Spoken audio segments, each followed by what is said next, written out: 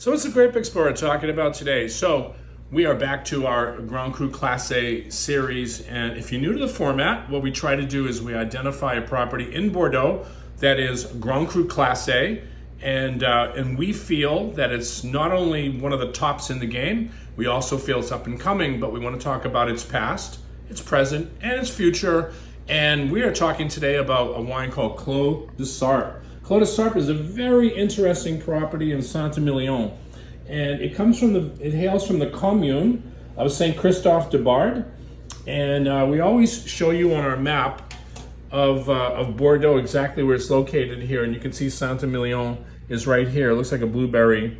We've got Libourne, the largest city here. So this is going out east a little bit to out west, I should say, out to this area right here, which is Saint Christophe de Bardes. But this is a property that I've had some experience with in the past because, back in the year 1998 and 2000, I actually imported this wine because I was bringing a lot of wines in another project, and we were bringing a lot of wines that we call the garagiste. Well, what does that mean? What does the word garagiste means? Well, these are called micro cuvées, very small producers. Some of them, we're only making 500 cases of wine, very, very tiny production. Clos de Sarpe is a very tiny production. It only comes from a parcel. It's about 3 hectares. So you never see too much of this wine, even in the United States. But we wanted to discuss this because, first of all, it's a 2020, a great vintage. I actually tasted this wine about 3 weeks ago, and I was amazed at how silky and easy to drink. 2020 is a fabulous vintage in Bordeaux, and especially for Saint-Emilion. You got to look out for Saint-Emilion.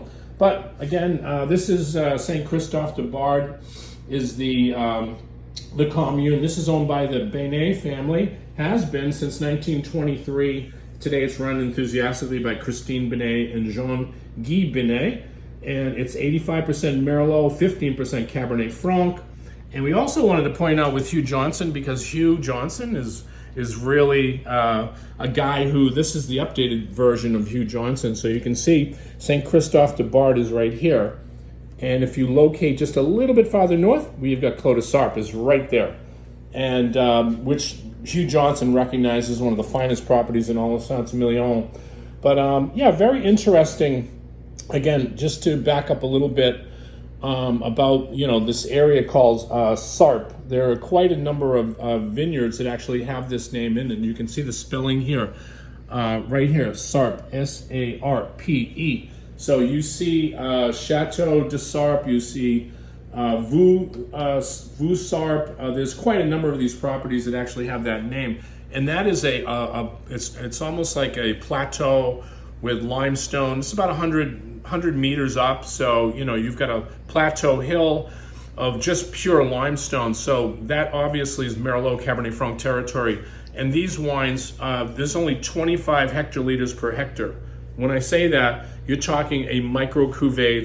They take the leaves off. They force the bunches of grapes to be able to be concentrated. So when you taste this wine, it's powerful, it's rich, it's dense. But guess what? It's under $100 a bottle because, again, it's a notable property because in 2012 it became Grand Cru Classe. So the first time that I actually imported this wine, it only had the Grand Cru designation on it. But now, since 2012, and they're quite proud of this, is one of the few wines that actually made it to that level that were considered garagiste wines. Of course, Valandrode broke that level, and a number of other properties finally are getting in to get this. It's a very, very distinctive, because you can see on the label it says Grand Cru Classe. So we're quite proud of this property, as well as bringing in this 2020, which I feel is great.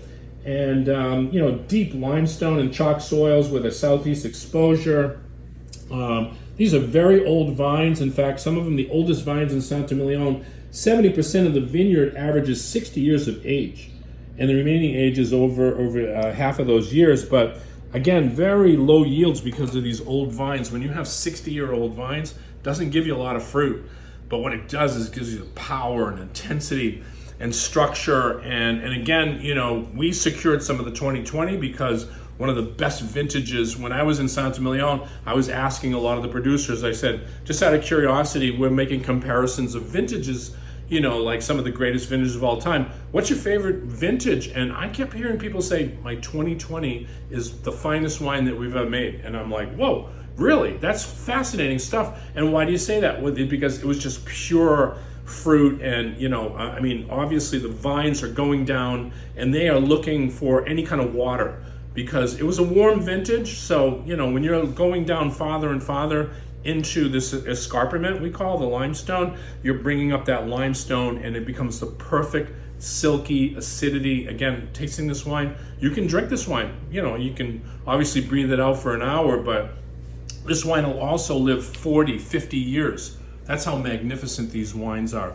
Again, this is the Grape Explorer. We're always trying to educate people on areas that they don't know, educate people on Saint-Emilion that they might not know, and to bring great wines to the table. Cheers.